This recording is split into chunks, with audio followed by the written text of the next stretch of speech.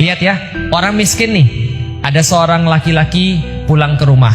Lalu dia bilang, bismillah, ini sudah saya coba untuk mencari nafkah sebisa saya. Dia pulang, lalu istri bilang, mana cukup Bi, ini nggak bisa Bi. Lantas mereka ribut, kamu kerjanya kerja apa sih Mbok, yang serius lah. Suaminya marah, emang menurutmu mudah? Kamu aja sana yang cari kerja, aku udah cari kerja. Ribut, soalan apa yang mereka ributkan? Soalan duit, soalan harta. Orang-orang kayak gini kalau kaya, apakah berhenti ribut?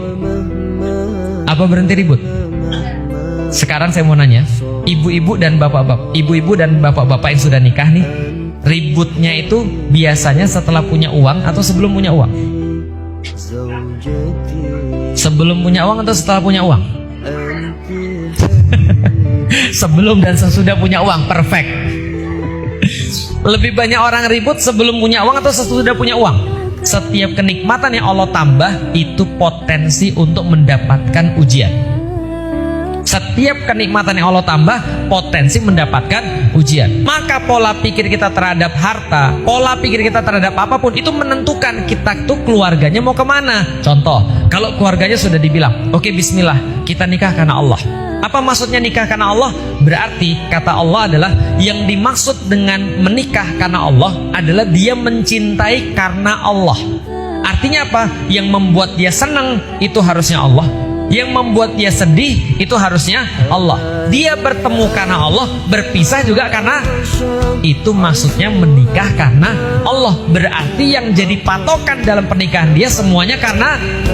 Berarti duit 3 juta selama itu adalah dia cari halal dan dia punya perjuangan karena Allah, apa yang dia bilang? Gak apa-apa Bi, insya Allah kalau Allah menghendaki kita sekarang baru dapat segini, bisa jadi Allah minta kita untuk sabar.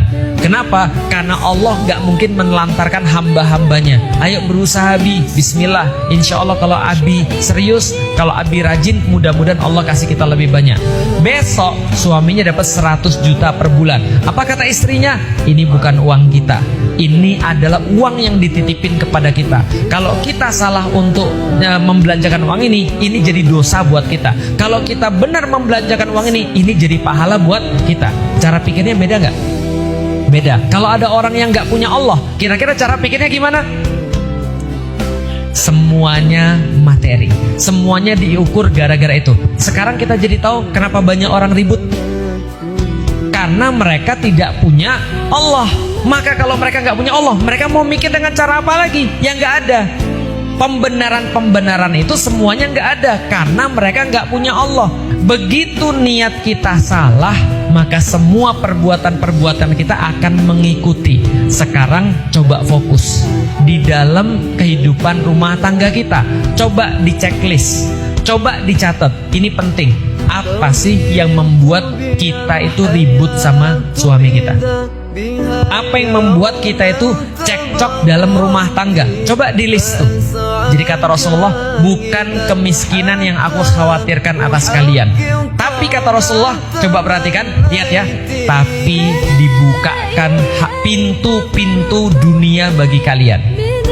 Sebagaimana orang-orang terdahulu Allah bukakan pintu-pintu dunianya. Setelah dibukakan itu, maka kalian akan berebut dengan dunia sebagaimana orang-orang dulu berebut dengan dunia, dan kalian akan dihancurkan oleh Allah sebagaimana orang-orang terdahulu dihancurkan oleh Allah. Berarti yang Rasul sampaikan, hati-hati dengan niat. Kenapa perlu saya sampaikan?